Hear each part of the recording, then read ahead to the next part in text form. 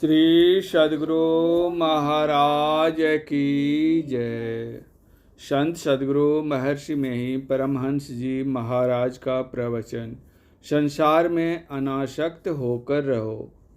प्यारे लोगों, हमारे जीवन के दो पीठ हैं। एक पीठ में संसार है, दूसरी पीठ में संसार नहीं है। इस संसार में रहते हुए दुख सुख होते हैं, जैसे रात के बाद दिन और दिन के बाद रात आती है। इस काल का भी बंटवारा हो गया है, सतयुग, त्रेता, द्वापर और कलयुग। इस तरह का काल चक्र चलता रहता है। यह कब तक चलता रहेगा, इसका ठिकाना नहीं है। इसलिए इस संसार में कहाँ चलो जहाँ जाकर काल नहीं लगे। जहाँ देश नहीं, वहाँ संसार हेरा जाता है। इसलिए नानक साहब ने कहा है, ना तिसु मात पिता सुत बंधप, ना तिसु काम न नारी, अकुल निरंजन अपर परम परु, सगली ज्योति तुम्हारी। गुरु नानक देव जी।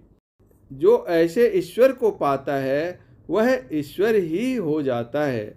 वह सब जीवों और काल को भी पैदा करने वाले ईश्वर हो जाता है। जंत उपाय कालु श्री जनता बस गति जुगति बसवाई। गुरु नानक देव जी। उस ईश्वर को कैसे पाओगे? बजट कपार मुक्ते गुरुमाती, निर्भय तारी लाई। गुरुमती बनो और निर्भय ध्यान लगाओ, तब उसको पाओगे। गुरु नानक साहब ने कहा, जैसे जल मही कमलु निरालवु, मुरगाई नैसाने, सुरति शबदी भव सागरु तड़िए, नानक नामु बखाने। संसार में कैसे रहो? जैसे पनडुब्बी चिड़िया जल में रहती है, लेकिन उसके पंख जल से गीले नहीं होते, उसी तरह संसार में फंसाव नहीं हो।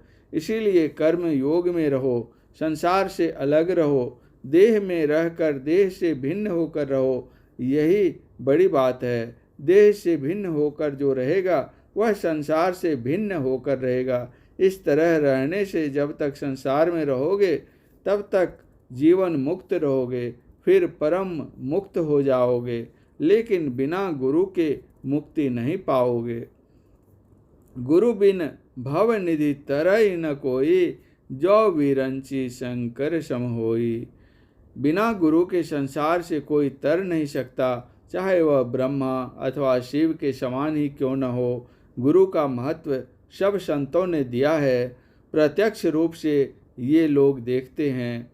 पहले श्रद्धा पूर्वक सीखो, फिर बुद्धि से विचार करो, नहीं तो बोड़ा जाओगे। बिना श्रद्धा का काम नहीं चलता। कितनी अच्छी मिसाल है कि पनडुब्बी चिड़िया की तरह संसार में रहो। यह गुरु की कृपा से होता है। उससे युक्ति जानकर अभ्यास करने से होता है। यह संस्कार मन पर पड़ता है। देह मरती है, मन नहीं मरता है। भक्ति का संस्कार किसी न किसी जन्म में पूर्णता दिलाकर ही छोड़ता है। श्री सद्गुरु महाराज की जय।